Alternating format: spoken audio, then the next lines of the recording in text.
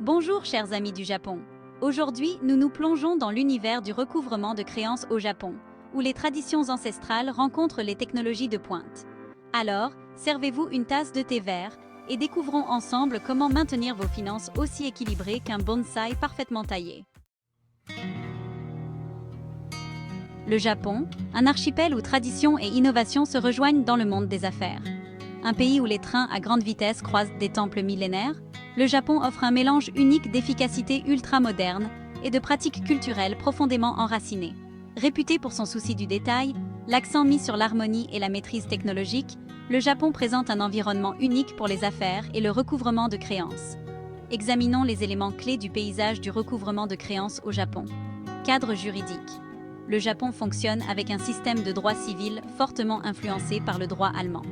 Le Code civil, également appelé MINPO, et le Code de procédure civile régissent la plupart des transactions commerciales et des pratiques de recouvrement. Puissance économique. Troisième économie mondiale, le Japon est un leader dans divers secteurs, notamment l'automobile, l'électronique et la robotique. Ce tissu économique peut influencer de manière significative les relations commerciales et les habitudes de paiement. Influence culturelle, les pratiques commerciales japonaises sont profondément ancrées dans des concepts tels que le wa, harmonie, le tatemae, apparence publique, par opposition au on, véritable sentiment, et le nemawashi, prise de décision par consensus, créant ainsi un environnement unique pour le recouvrement de créances qui allie fermeté et maintien des relations. Identifier les retards de paiement. Il ne s'agit pas de kabuki, mais d'une véritable chorégraphie des flux de trésorerie. Dans le monde complexe des affaires au Japon, détecter les premiers signes de difficulté de paiement exige la patience d'un maître zen. Voici votre guide pour devenir un samouraï financier au pays du soleil levant, où même le service client est un art. L'énigme du choto. Un instant, soyez attentif si choto devient une réponse fréquente aux demandes de paiement. Bien qu'il s'agisse d'une expression courante, son utilisation excessive peut indiquer une réticence ou des difficultés. Soyez attentif à une augmentation des réponses évasives sans date limite concrète. La tactique de la Golden Week. Si l'activité ralentit naturellement pendant la Golden Week, soyez prudent si cette période de vacances est invoquée comme motif de retard, longtemps avant ou après la semaine elle-même. Le silence est d'or. Dans la culture japonaise, le silence peut être lourd de sens. Si la communication concernant les paiements devient nettement moins fréquente, cela peut indiquer des problèmes. Soyez attentifs à une diminution soudaine des mises à jour et des communications méticuleuses habituelles.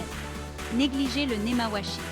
Si un débiteur commence à contourner le processus habituel de recherche de consensus, appelé nemawashi, pour les paiements, cela peut révéler des problèmes financiers internes. Le mirage du meishi, carte de visite. Soyez prudent si un débiteur vous présente soudainement de nouveaux interlocuteurs au sein de son entreprise pour discuter des paiements, surtout si ces personnes occupent un poste inférieur à celui de votre interlocuteur habituel. Le droit japonais en matière de recouvrement, comparé à celui de l'UE. Un parallèle avec le soleil levant. Il est essentiel de comprendre en quoi l'approche du Japon en matière de recouvrement diffère de la réglementation européenne pour réussir financièrement. Délai de prescription. Au Japon, le délai de prescription général pour les créances contractuelles est de 5 ans, à compter de la date à laquelle le créancier a eu connaissance de la possibilité de faire valoir son droit, ou de 10 ans à compter de la date à laquelle le droit a pris naissance. Cela peut être plus long que dans de nombreux pays de l'UE, ce qui laisse plus de temps pour les efforts de recouvrement. Intérêt sur la dette. Le droit japonais autorise la facturation d'intérêts sur les créances en souffrance, généralement à hauteur de 3% par an pour les transactions commerciales, sauf stipulation contraire dans le contrat. Ce taux est souvent inférieur à celui pratiqué dans de nombreux pays de l'UE. Exécution des jugements étrangers. Le Japon n'a adhéré à aucun traité bilatéral ou multilatéral de reconnaissance mutuelle et d'exécution des jugements étrangers avec des pays de l'UE. Bien que les jugements étrangers puissent être exécutés au Japon, le processus peut s'avérer complexe et long. Faillite et restructuration. Le droit japonais de l'insolvabilité prévoit diverses procédures, notamment la faillite, l'administration judiciaire et le redressement des entreprises. L'accent mis sur la restructuration et le maintien de l'activité est fort, ce qui peut avoir des implications sur les stratégies de recouvrement. Modes alternatifs de règlement des litiges. Le Japon a une forte tradition de recours aux modes alternatifs de règlement des litiges, notamment la médiation et l'arbitrage, qui sont souvent privilégiés par rapport aux procédures judiciaires. Les subtilités culturelles du recouvrement de créances au Japon. Le pouvoir des relations. Les relations commerciales à long terme sont très appréciées. Les tactiques de recouvrement agressives peuvent nuire aux perspectives commerciales futures. Sauvegardez les apparences. Évitez de faire perdre la face à votre débiteur en public. Menez les négociations en privé et avec diplomatie. Communication indirecte. La culture commerciale japonaise privilégie souvent une communication indirecte. Apprenez à lire entre les lignes et à comprendre les signaux subtils. L'importance de la hiérarchie. Veillez toujours à vous adresser à la bonne personne en fonction de sa position dans la hiérarchie de l'entreprise. Ponctualité et délai. Si la ponctualité est très appréciée dans la culture japonaise, la prise de décision peut être lente en raison des processus de consensus.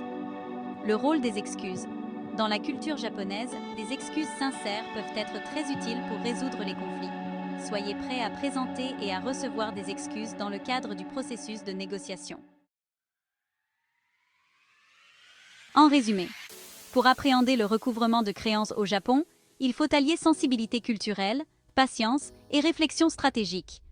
Même si le processus peut sembler aussi complexe qu'un repas kaiseki de plusieurs plats, la compréhension de ces nuances peut mener à des résultats positifs. Dans les situations où une expertise locale est essentielle, envisagez de faire appel à des professionnels du recouvrement de créances qui connaissent le paysage unique du Japon. Ce guide vous a-t-il semblé aussi enrichissant que l'ascension du mont Fuji? Partagez-le avec votre réseau plus vite qu'un train à grande vitesse Shinkansen. Vos partenaires commerciaux apprécieront ces informations provenant du pays du soleil levant. Arigatou gozaimasu. Et puissent vos transactions financières au Japon être aussi harmonieuses qu'un jardin zen parfaitement ratissé.